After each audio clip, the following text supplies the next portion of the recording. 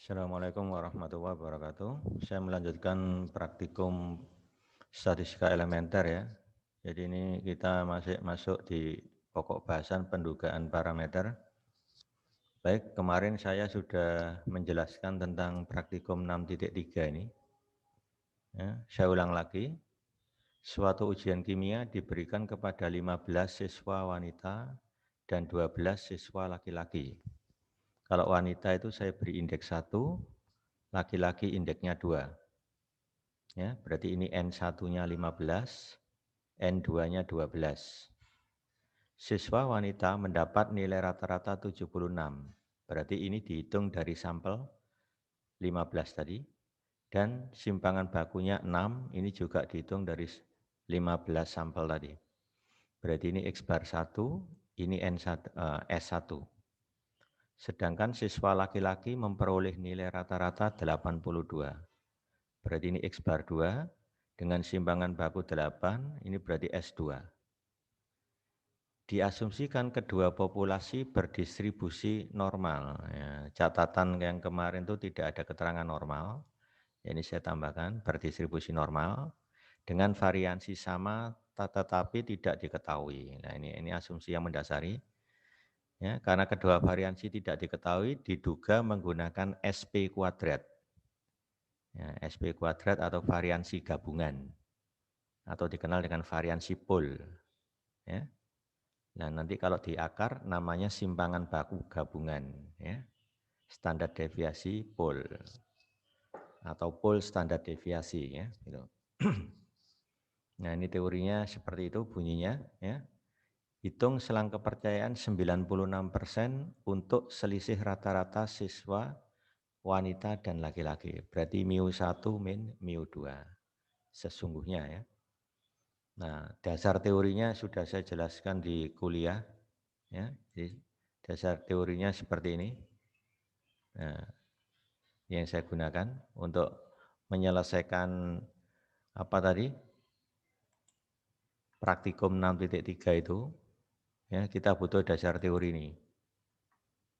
Nah, lihat di sini X bar 1 itu rata-rata sampel pertama tadi 76 ya. 76 kalau nggak salah ya.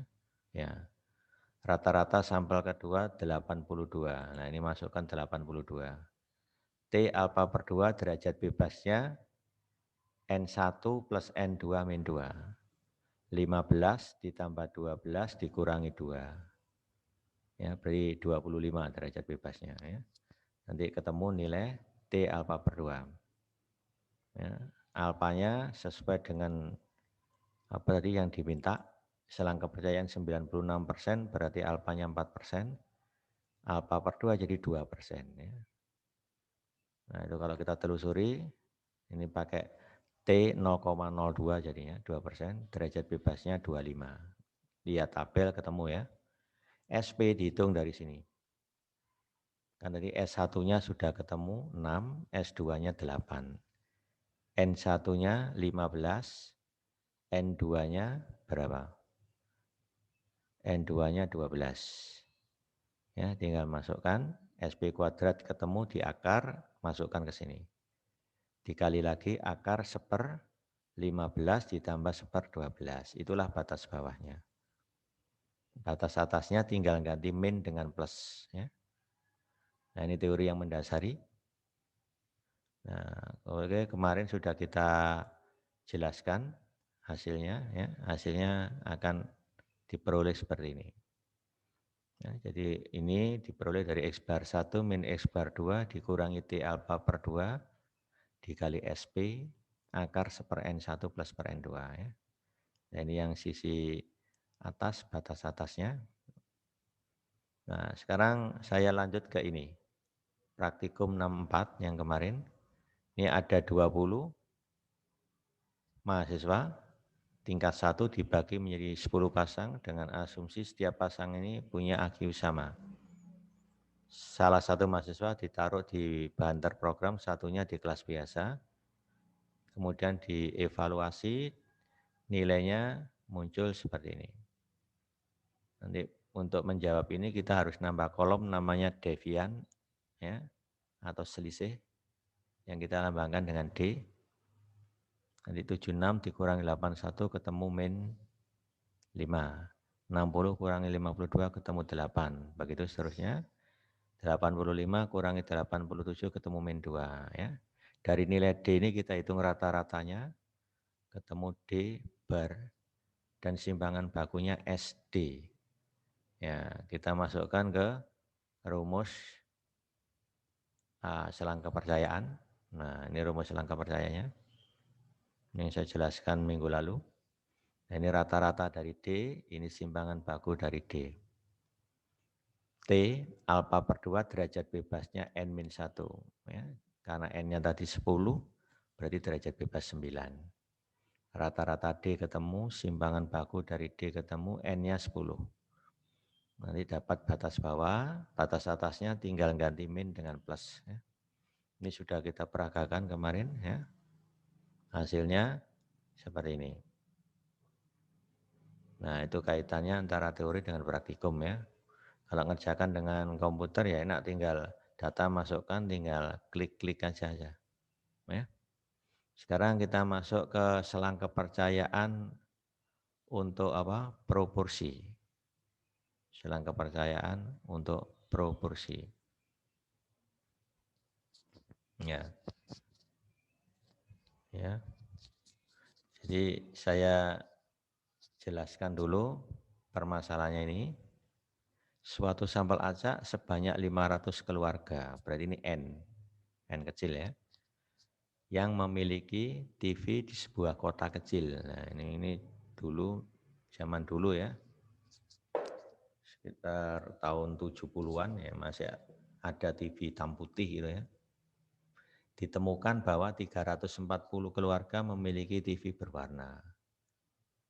Ya, tentukan selang kepercayaan 95% bagi proporsi sesungguhnya, berarti ini P. Ya, suatu keluarga yang memiliki TV berwarna. Jadi P itu adalah proporsi sesungguhnya keluarga yang memiliki TV berwarna. Nah, kalau rumusnya masih ingat ya di apa namanya? Di teorinya. Selang kepercayaan untuk proporsi saya jelaskan ini. Ini rumusnya ya. Jadi ini P yang kita hitung selangnya. Ini jangan sampai kebalik ya. Yang diduga itu selalu ditempatkan di batas bawah sama atas. P itu proporsi yang akan kita duga. Ya, jadi rumusnya ini sederhana ini. P top ini penduganya P. Ya.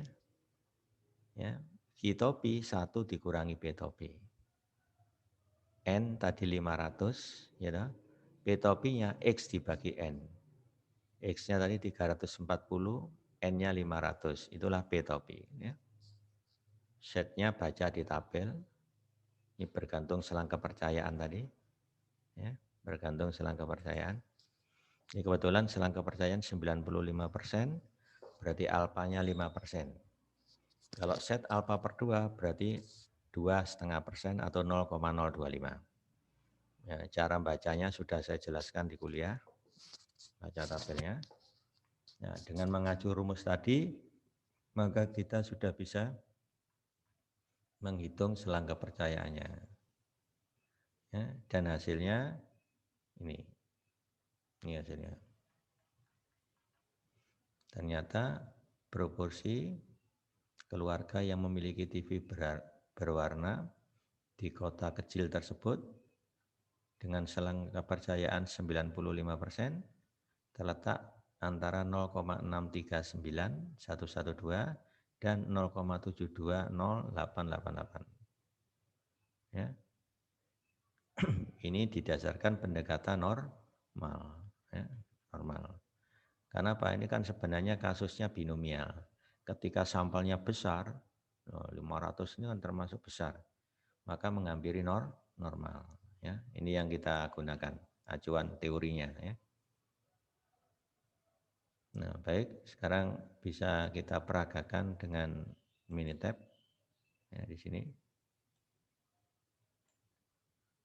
Ya, kita lihat start, basic statistik, pilih satu proporsi. Nah, Di sini datanya berupa data ringkasan. Ya, jadi berupa data ringkasan. Jadi kita harus pindahkan ke summarized data. Ya, udah. Number of event itu X-nya. Jadi 340. Dari trial atau dari sampelnya 500. Ya kan? Centang perform hipotesis. Misalkan saya ingin menguji proporsi sebesar 0,2. Ini ngawur aja enggak masalah. Karena enggak berdampak pada selang kepercayaan ya. Option dari selang kepercayaan yang diminta adalah 95%, ini sudah benar ini. Alternatifnya harus tidak sama dengan. Lah metodenya ini gunakan yang aproksimasi normal. Normal approximation ya. Kita oke lagi. Nah, ini hasilnya. Ini tadi peluangnya antara 0,639 112, batas atasnya 0,720888 ya. Sesuai ini. Ya, begitu ya caranya.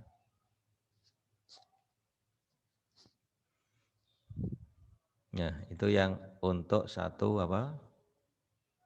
populasi ya. Sekarang kalau dua populasi, nah ini ceritanya di sini. Ada dua populasi saling bebas. Ya. Dua populasi saling bebas. Dari populasi pertama itu diambil sampel berukuran N1, dihitung yang sukses sebanyak X1 gitu. Dari populasi kedua saya ambil sampel berukuran N2, diperoleh banyak sukses X2.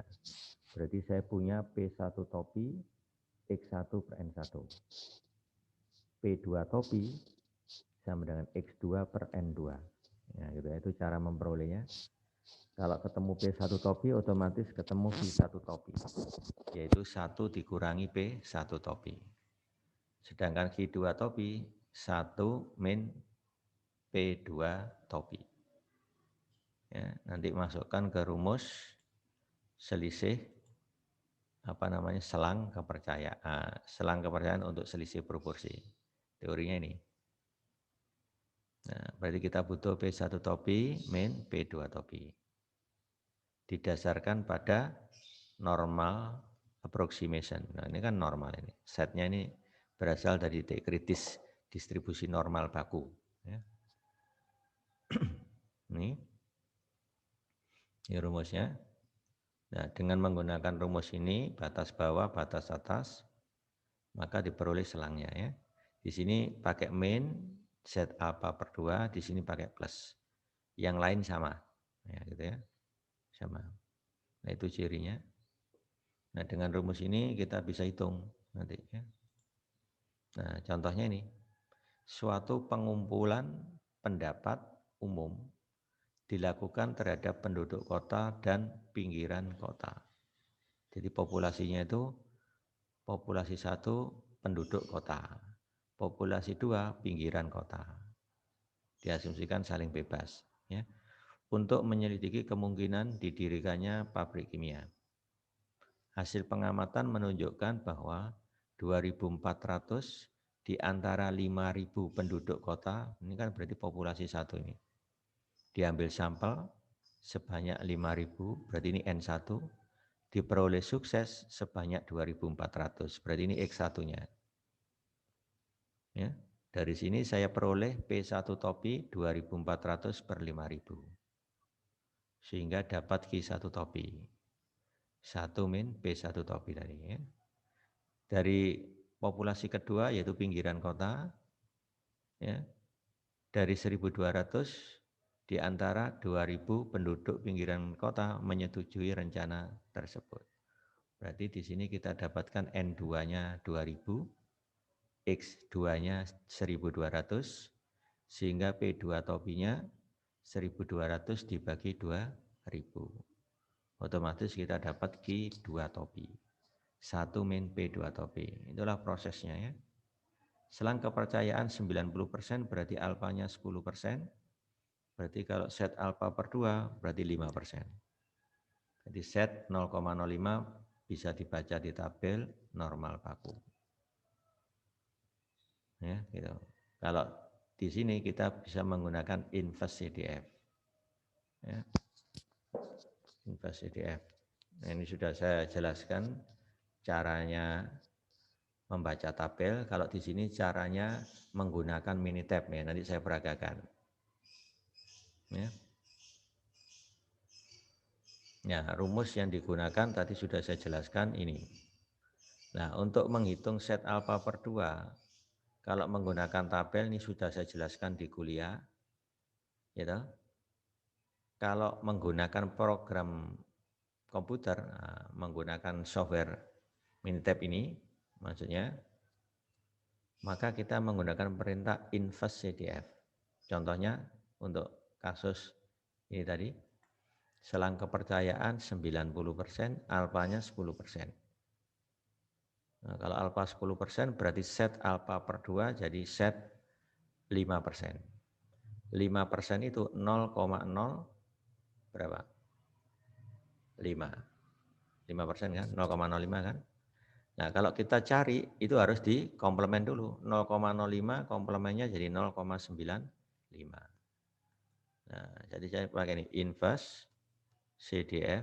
Nah, komplemennya yang dipakai 0,95. Simpan saja di K1. Nah, dari distribusi normal. Normal baku ya, rata-rata 0, simpangan baku 1. Nah, kita print K1. Nah, ini ya. Hasilnya 1,64, ya, 1,64485. Kalau di tabel normal baku yang saya berikan di kuliah itu kan 1,64. Berarti dia bulatkan hanya 2 desimal. Di sini sampai 5 desimal. Ya. Jadi lebih teliti kalau. Cuma tabel dibatasi 2 desimal. Ya. Nah, itu cara menentukan titik kritis set alfa per 2 kalau menggunakan komputer. Nah, yang dipakai di hitungan selang kepercayaan, dia pakai yang ini. Makanya di selang kepercayaan yang diselesaikan dengan menggunakan komputer itu hasilnya lebih teliti. Hasil yang diperoleh. Ya, dibanding menggunakan tabel. Karena tabel itu dibulatkan. Ya, gitu ya. Tapi bedanya nggak jauh ya. Baik, saya kembali ke sini. Tadi saya tahu ceritanya ini tadi. Dan sudah tahu rumus yang digunakan adalah ini. Ini rumusnya. Nah, sekarang kita praktek menghitung. Ya, praktek menghitung. Ya, berdasarkan contoh ini tadi. Ya. Ya, perhatikan di sini ada X1, ada N1, X2, N2. Ini kuncinya ada di sini. Serta selangnya. Udah itu aja. Nah, beri perintahnya start, basic statistik, pilih 2 proportion. Nah, ini 2 proportion. Nah, kita menggunakan sampel di kolom yang terpisah. Nah, ini dalam satu kolom itu berisi apa tadi? Data. Nah, kemudian diindeks. Ya, diindeks. Yang berasal dari populasi 1 kasih indeks 1, yang dari populasi 2 dikasih indeks 2. Nah, ini sampelnya. Nah, ini kalau kita menggunakan ini, menggunakan sampel indeks. Ya, kita nggak pakai ini, karena data kita berupa ringkasan. Ya, gitu ya. Itu caranya. Nah, ini kalau kolomnya berbeda. Dari populasi 1 diambil sampel sebanyak berapa tadi? 2.400 gitu ya. Terus dari populasi 2 diambil sampel, dari populasi 1 diambil sampel sebanyak berapa? 5.000. Populasi 2 sebanyak 2.000. Loh, sampelnya sangat besar. Nanti diperoleh sukses dalam hal ini yang setuju dengan didirikannya pabrik kimia 2.400. Ya, yang dari sampel kedua berapa? 1.200. Begitu ceritanya. Jadi nanti ada 2 kolom juga, tapi di sini miliknya penduduk kota, ini penduduk pinggiran kota. Itu yang menggunakan ini. poin kedua ini. Ini juga tidak seperti itu. Kita masih menggunakan ringkasan. Nah, seperti ini. Tinggal masukkan sampel pertama tadi berapa? 5.000. Sampel kedua 2.000. Oh, salah, kebalik ya. Ini number of event itu berarti banyak sukses. Ya, untuk sampel pertama suksesnya sebanyak 2.400 ini. Dari 5.000. Ya. Jadi yang dituliskan di Minitab-nya ini 2.400. Dari apa? Dari trialnya 5.000. Nah, sedangkan dari sampel kedua suksesnya sebanyak 1.200. Dari berapa? Dari 2.000. Nah, gitu ya. Baru optionnya. Selang kepercayaannya 90% ini. Ya, kali ini saya ganti 90. Ini biarkan aja tes difference-nya 0, nggak usah diubah. Alternatif hipotesis tidak sama dengan sudah benar. Ya tak? Nah ini tes metode. Nah, uji metodenya. Ya, kita menggunakan hampiran pool. Nah, pakai pool. Nah, kalau kita menggunakan hampiran pool itu berarti mengasumsikan proporsi kedua populasi sama. Maka diduga pakai pool. Kita nggak pakai ini. Kita menggunakan langsung ini. Ya. Karena di rumusnya, perhatikan rumusnya ini tidak ada pool. Ya, jadi asumsinya kalau P1 sama dengan P2, maka kita duga P1 sama dengan P2 itu dengan P topi. P topi namanya proporsi gabungan, penduga proporsi gabungan. Kita tidak menggunakan itu. Ya. Berarti di Minitab ini kita menggunakan estimate proportion secara terpisah. Ya. Spiritly, ya. Secara terpisah. Nah, ini yang kita pakai, kita oke lagi. Nah, ini hasilnya tes confidence interval to proportion. Nah, untuk dua proporsi, ya, gitu ya. Hasilnya di sini min 0,141441. Nah, gitu ya. Itu kita cek hasilnya. Nah, ini min 0,141441. Ya, batas atasnya min 0,098559. Min 0,098559. Nah, gitu ya. Itu cara menjalankan dengan Minitab. Ya, saya ulang. Start, basic, statistik, pilih yang dua proporsi. Pilih di sini summarize data karena berupa data ringkasan. Masukkan ini jangan sampai keliru. Kalau ini kebalik, fatal nanti hasilnya nggak masuk akal. Ya, ya tetap dia bisa ngolah tapi nggak masuk akal. Nanti P1 topinya jadi lebih dari 1.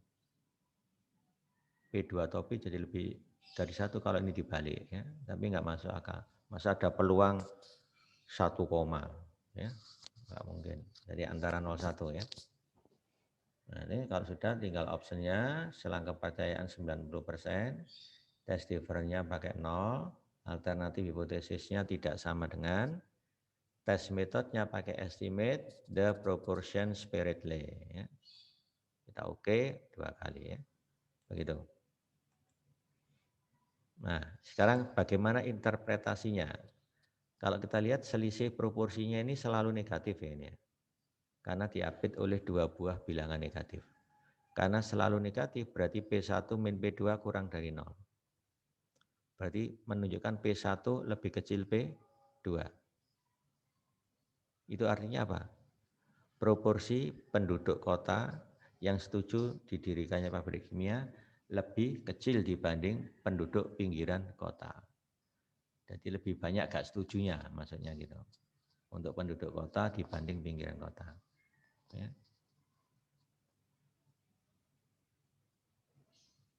Nah ini sama aja saya mengatakan penduduk pinggiran kota lebih banyak yang setuju dengan rencana didirikan pabrik kimia dibanding penduduk kota. Sama kan kalau dibalik. Kalau tadi dari pinggiran kota lebih banyak yang tidak setuju dibanding yang penduduk pinggiran kota. Maknanya sama dengan ini. Ya. Nah, itu cara menginterpretasikan selang yang diperoleh tadi. Oke, sekarang kita masuk ke selang kepercayaan untuk variansi. Nah, ini contohnya, seorang peneliti yakin bahwa alat ukurnya mempunyai simpangan baku 2, berarti ini sigma. Nah, tentunya dicek dengan selang kepercayaan nanti ya. Dalam suatu eksperimen dia mencatat hasil pengukurannya ini, 4,1, 5,2, 10,2. Buatlah selang kepercayaan 90% bagi simpangan baku sigma tadi. Nah, ini ya. Apakah sigmanya yang diperoleh tadi sesuai dengan asumsi yang dikatakan oleh peneliti bahwa simpangan baku alat ukurnya sebesar 2 tadi. Nah, ini maknanya sama saja, kita hitung selang kepercayaan untuk sigma. Kalau memang memuat nilai 2, berarti benar asumsi yang dikatakan peneliti. Kalau tidak memuat angka 2, berarti salah asumsi yang dikatakan peneliti. Itu maksud soal ini. Ya. Nah, untuk menghitung selang kepercayaan dari variansi populasi, itu kita menggunakan teori yang ada ini. Ya. Nah, ini teorinya. Jadi diasumsikan populasinya berasal dari distribusi normal, ya, dengan variansinya sebesar sigma kuadrat. Dari populasi itu diambil sampel berukuran N, dihitung variansinya ketemu S kuadrat. Ini namanya variansi sampel. Maka kita peroleh selang kepercayaan 1 min alfa kali 100% untuk sigma kuadrat. Nah, terletak antara ini dan ini. Yang membedakan apa? Penyebutnya. Batas bawah penyebutnya G square alfa per 2 dengan derajat bebasnya N-1. Untuk batas atas, itu dibagi dengan G square 1 min alfa per 2. Derajat bebasnya N-1. Ya. Jadi ini berdistribusi G square. Ya, sudah. Kalau sudah nanti bisa kita praktekkan. Ya. Nah, ini yang perlu dicatat adalah rumus yang digunakan adalah ini. Oke, kebetulan data kita bukan data ringkasan, ya, karena ada data yang kita simpan di kolom. Ya, selang kepercayaannya 90%. Tapi permasalahan di sini, kita ingin menguji asumsi peneliti simpangan bakunya 2. Padahal rumus selang di sini adalah variansi. Nah, di mana caranya? Ya, kita hitung dulu selang kepercayaan untuk variansinya, setelah dapat tinggal diakarkan aja. Batas bawahnya diakar, batas ruas tengah diakar, kan sudah ketemu sigma. Yang batas atasnya juga diakar. Itulah selang kepercayaan untuk simpangan baku. Jadi kalau selang kepercayaan untuk variansi diperoleh, maka mencari selang kepercayaan untuk simpangan baku tinggal diakarkan aja ke 3 ruas. Ya. Oke, itu prinsipnya. Sekarang kita lakukan hitungan. Ya. Ini datanya saya inputkan dulu, ya, sesuai dengan ini. Ya, datanya 4,1, 5,2, 10,2. Nah, saya masukkan sini 4,1, 5,2, ya, 10,2. Nah, gitu. Ya, datanya ini langsung kita pilih start, basic, statistik, ya, pilih apa? Satu varian. Nah, satu varian. Nah, datanya berupa data inputan. Nah, ini kan di input. Berarti one or more sample in column. Nah, ini sudah benar. Nah, karena di sini ada pilihan hanya 3. Ya. Kalau kita menggunakan ringkasan berupa standar deviasi pakai yang ini. Kalau ringkasan berupa variansi kita pakai yang ini, sampel varian. Kita tidak menggunakan data ringkasan tapi data inputan. Nah, berarti pakai ini. Ya, ini yang dipakai.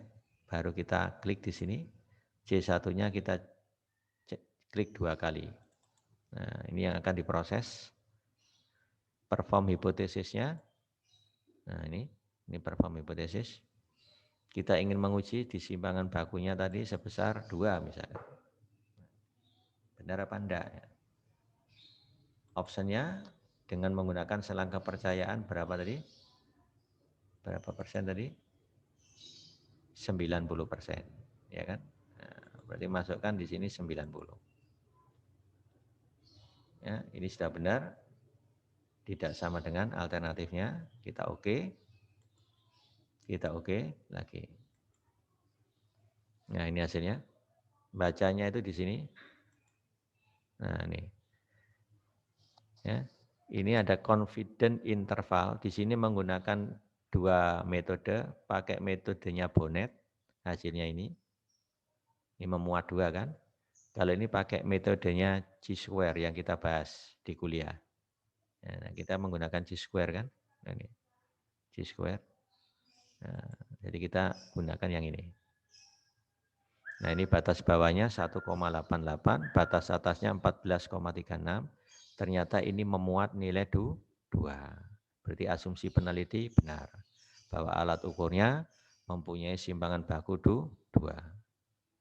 Itu caranya ya.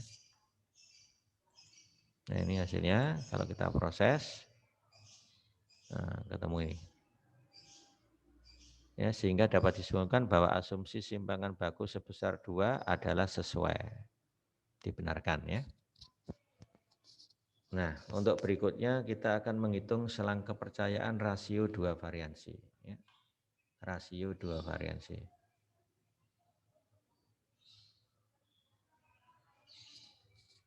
Ya, jadi di sini ceritanya ada 2 populasi saling bebas, masing-masing berasal dari distribusi normal.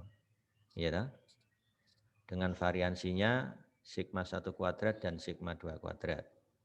Dari populasi 1 saya ambil sampel berukuran N1, saya hitung variansinya ketemu S1 kuadrat.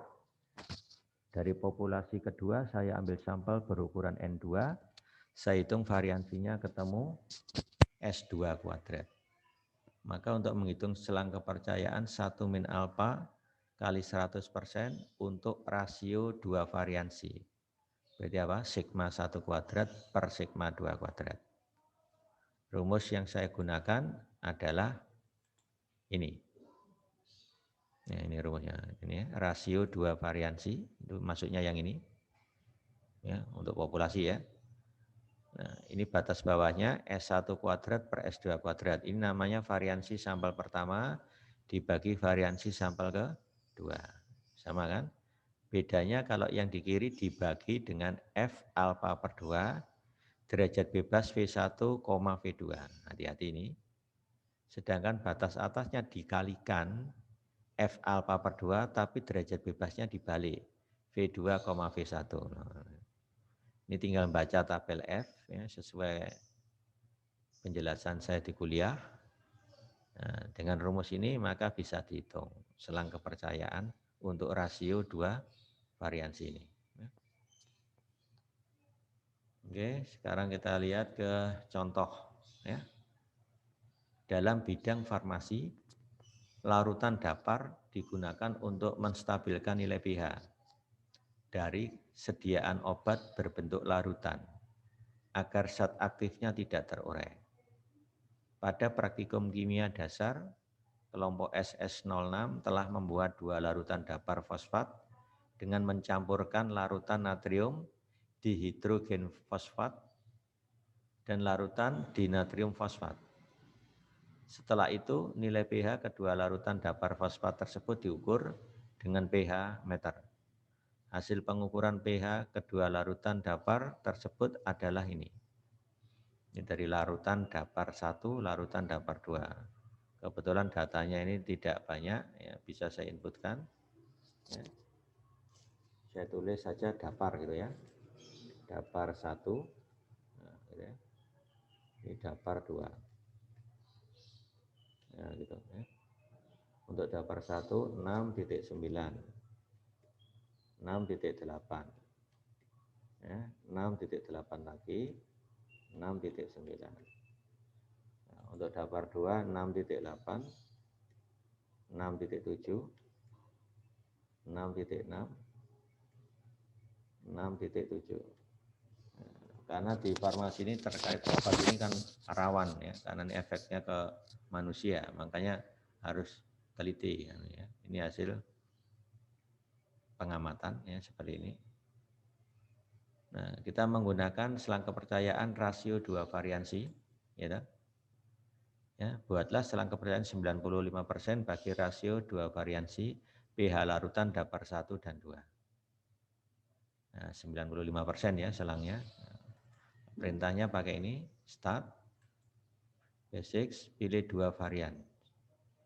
Nah, 2 varian. Nah, kita punya data disimpan di kolom 1, 2. Nah, ini kedua sampel dalam satu kolom, bukan ini. Bukan. Nah, pilih yang ini. Nah, setiap sampel disimpan dalam masing-masing kolom. Nah, ini maknanya gitu. Setiap sampel disimpan dalam masing-masing kolom. Nah, kita klik. Sampel pertama kita isi dapar 1, sampel yang kedua dapar 2. Nah, option. Tadi selang kepercayaan diminta 95%. Ini sudah benar ya. Sudah benar. Tapi rasionya tadi bukan simpangan baku, tapi variansi. Jadi ini harus kita pindah ke variansi. Nah ini. Sampel 1 variance dibagi sampel 2 variance. Nah ini yang kita klik. Nah baru ini. Gunakan interval konfidensi didasarkan pada distribusi normal. Oke. Karena kita selalu mengasumsikan berasal dari distribusi normal kedua populasi. Baru kita oke. Kita oke lagi. Nah ini hasilnya. Ya. Nah ini nggak usah ditampilkan, tidak apa-apa. Ya, ini deskriptifnya. Ini untuk masing-masing dapar. Ya, jadi ini gambaran selang kepercayaan confidence interval ya. 95% untuk variansi. Khusus ini dicek sendiri-sendiri. Untuk dapar 1 selangnya antara sekian sampai sekian. Ya. Untuk dapar 2 selangnya sekian sampai sekian. Nah, itu gambaran untuk masing-masing. Ya, kita box plotnya untuk dapar 1 itu ini, box plot untuk dapar 2 ini. Jadi ini deskriptifnya gitu ya. Ya kita nggak menggunakan ini kita tutup aja. No. Ya, nah ini yang kita lihat. Nah ini dapar 1 deskripsinya tadi ditulis ulang di sini. Nah yang kita lihat itu di sini. Nah ini. Nah, kan kita pakai uji F tadi. Nah, jadi jawabnya ini. Ternyata rasio 2 variansinya tadi terletak antara 0,032 dan 7,72. Ini ya. Rasio 2 varians. Confidence interval atau selang kepercayaan 95% untuk rasio 2 varian tadi. Terletak antara dua nilai ini. Ya. Bisa kita lihat. Nah ini ya. 0,032 dan 7,72. Ya, ya. Itulah cara kita menyimpulkan. Nah, bagaimana interpretasinya? Mungkin di sini belum diinterpretasikan ya. Ini kan memuat nilai 1 apa enggak ini? Rasionya ini. Memuat ya. 1 kan berada di dalam interval ini. Karena memuat 1 berarti rasio variannya bisa bernilai 1 kan? Ini menandakan bahwa sigma 1 kuadrat sama dengan sigma 2 kuadrat. Berarti artinya apa? Variansi dari pH larutan dapar 1 itu tidak berbeda dengan variansi pH larutan dapar 2. Kenapa? Lihat datanya. Loh, sangat dekat dengan 6,7-an kira-kira 6,8. Ini juga 6, nah, jadi variasinya itu enggak beda jauh. Jadi sama. Ya kan? Ini untuk menguatkan data yang kita peroleh ini. Bahwa variasinya sebenarnya sama, bisa dikatakan sama secara statistik ya. Gitu.